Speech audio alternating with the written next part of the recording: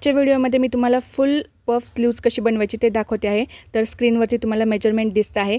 तर घडी घेतलेली आहे मी 8 इंचाची, उंची घेतलेली आहे 5.5 इंच, तयार उंची असणार आहे याची 4.5 इंच, त्याच्यामध्ये 1 इंच ॲड करून मी उंची घेतलेली आहे 5.5 इंच। त्यानंतर एक लाईन ड्रॉ करून घेतलेली आहे आणि त्यानंतर मी खोली टाकलेली आहे, मोंढा खोली टाकलेली आहे 2.5 इंचावरती।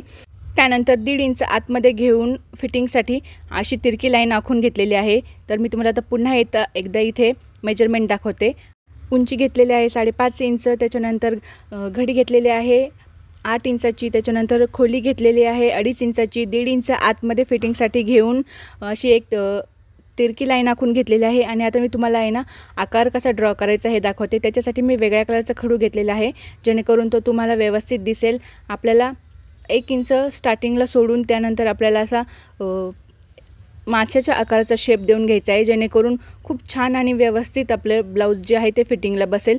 त्यानंतर खाली मी टाकलेला आहे 5.5 इंचावरती 5 इंचावरती आपली दंडघेर आणि त्यानंतर पुन्हा 1.5 इंच गॅप देऊन फिटिंगची जी लाईन आहे ती ड्रॉ करून घेतलेली आहे।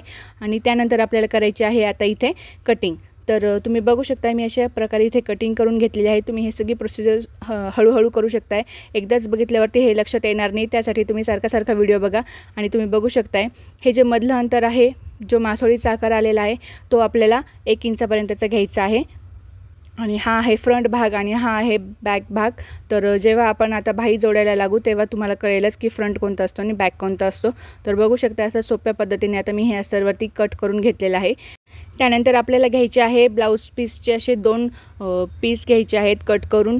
आपल्याला पफ स्लीव्स घ्यायचे आहे, त्याच्यामुळे आपल्याला हे जास्त मोठं लागणार आहे कापड। तर हे डबलमध्ये आहे, डबलची घडी मी घेतलेली आहे इथे तुम्हाला दाखवते मी 23 इंच आणि याची उंची जी आहे ती घेतलेली आहे मी साधारण 6.5 ते 7 इंचापर्यंत, जेणेकरून आपल्याला ही पफ स्लीव्स जी बनवायची आहे तर ती एकदम छान व्यवस्थित बसेल अशी।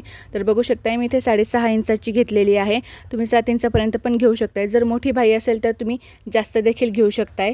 तर बघू शकताय असे हे 2 पीस घेतलेले आहे। त्यानंतर आपल्याला आता इथे प्लेट्स तयार करायचे आहेत। याच्या फुल पफ स्लीव्स आहे ही, त्यामुळे आपल्याला स्टार्टिंगपासूनच पूर्ण प्लेट्स टाकायला सुरुवात करायची आहे। तुम्ही बघू शकताय मी तुम्हाला दाखवते इथे मशीनवरती की साधारण अर्धा इंचाचं अंतर सोडून आपल्याला लगेच ह्या प्लेट्स ज्या आहेत त्या टाकायच्या आहेत। जास्त मोठा गॅप घ्यायचा नाही आहे किंवा खूप मोठ्या प्लेट्स घ्यायच्या नाही, अर्धा इंचामध्ये एक प्लेट्स बसेल अशा प्लेट्स घ्यायच्या आहेत। तर बघू शकताय की एका साईडच्या प्लेट्स टाकून झालेल्या आहे, दुसऱ्या साईडने सेम डायरेक्शनमध्येच आपल्याला ह्या प्लेट्स टाकायच्या आहेत, उलटसुलट करून नाही टाकायच्या आहे। कारण की पफ मग जो आहे तो कधी उलटा तर कधी असं वेगळा दिसतो, त्याच्यामुळे आपल्याला सगळ्या प्लीट्स ज्या आहेत त्या एकाच साईडने टाकायच्या आहे। तर दोन्ही साईडला अशा छान प्लीट्स टाकून झाल्यानंतर आपल्याला दोन्ही साईडच्या बाही तयार करून घ्यायच्या आहे। तुम्ही बघू शकता माझ्या दोन्ही साईडच्या बाही ज्या आहेत त्या तयार झालेल्या आहेत। त्यानंतर आता आपल्याला घ्यायचं आहे आपण कट केलेलं ते अस्तर। आणि तुम्ही बघू शकता हा कपडा जो आहे तो खूप सेन्सिटिव्ह आहे, खूप धागे निघत आहेत त्याचे। तर जेव्हाही असं होईल त्याच्यासाठी आपल्याला थोडंसं अर्धा ते पाऊण इंच जे कापड आहे ते एक्स्ट्राच घ्यायचं आहे साडीचं। तर म्हणून मी 6.5 इंच हे कापड घेतलेलं होतं, कारण की याचे खूप सारे धागे निघत होते, खूप सेन्सिटिव्ह कपडा होता हा।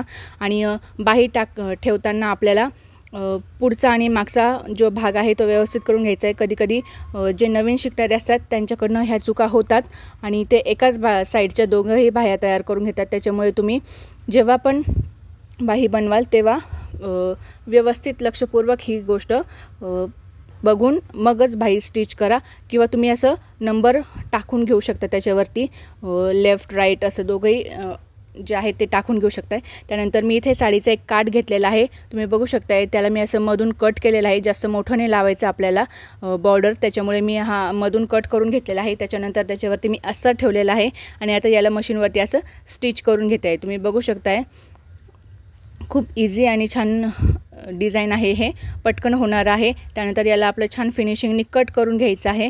एक स्टिच झाल्यानंतर याला आपल्याला आता डाब स्टिच जी आहे ती देऊन घ्यायची आहे। तुम्ही बघू शकताय आता मी इथे डाब स्टिच देऊन घेते, जेणेकरून याचे जे धागे निघत आहेत तर ते जास्त निघणार नाही आणि आपलं अस्तरही व्यवस्थित त्याच्यावरती चिटकून राहील आणि ब्लाऊजचं जे लाईफ आहे ते थोडंसं व्यवस्थित होईल। त्यानंतर आपल्याला आता जी बॉर्डर आहे तिला असं फोल्ड करून घ्यायचं आहे आतमधल्या साईडने आणि आपलं जे अस्तर आहे तर त्याला पूर्ण असं स्टिच करून घ्यायचं आहे. सगळ्यात आधी अस्तरला स्टिच करून घेऊया आपण. तुम्ही बघू शकता आता मी ते अस्तरला स्टिच करून घेते आहे. सगळं एकदम हळूहळू प्लीट्स जे आहेत त्या व्यवस्थित ऑर्गनाईज करत आपल्याला स्टिच करायचं आहे, जेणेकरून हे पुन्हा उसवण्याची गरज नाही पडली पाहिजे. कारण की कापड खूप सेन्सिटिव्ह असतं.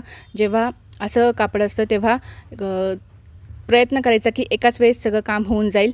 आणि धागे जास्त निघत असतील तर तुम्ही थोडंसं जास्त कापड घेऊन स्टिच करू शकताय. तर बघू शकताय अशा प्रकारे आपल्याला अस्तर जे आहे ते आपल्याला मेन फॅब्रिकला जोडून घ्यायचं आहे. पूर्ण अस्तर जोडून झाल्यानंतर आपल्याला जे आपण बॉर्डर लावलेलं आहे तर तिला स्टिच करून घ्यायचं आहे.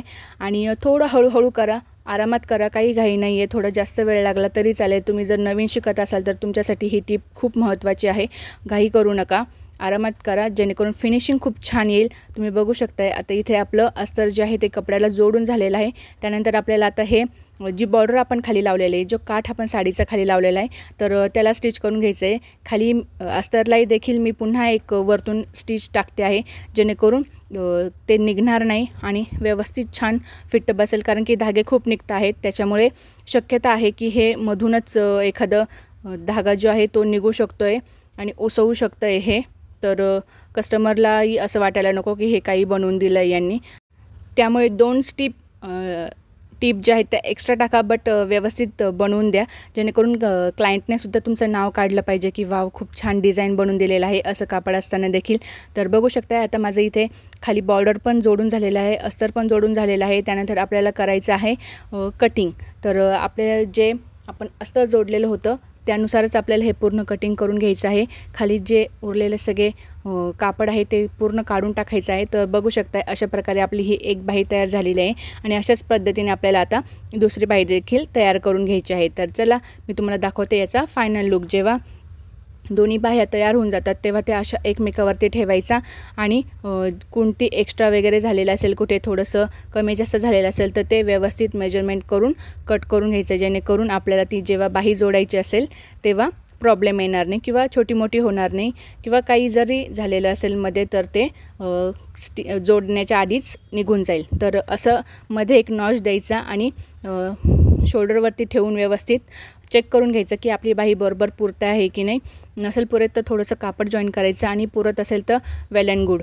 तर बघू शकता माझी इथे बाही आता जोडून झालेली आहे. त्याला देखील आपल्याला 2 एक्स्ट्रा दाब टिप ज्या आहेत त्या देऊन घ्यायच्या आणि नंतरून ओव्हरलॉक करून आपल्याला असं बाही जी आहे पूर्ण ब्लाऊजला स्टिच करून घ्यायचं. तर बघू शकता हा आहे या ब्लाऊजचा फायनल लुक. तर तुम्हाला आजचा व्हिडिओ कसा वाटतं मला कमेंट करून नक्कीच सांगा.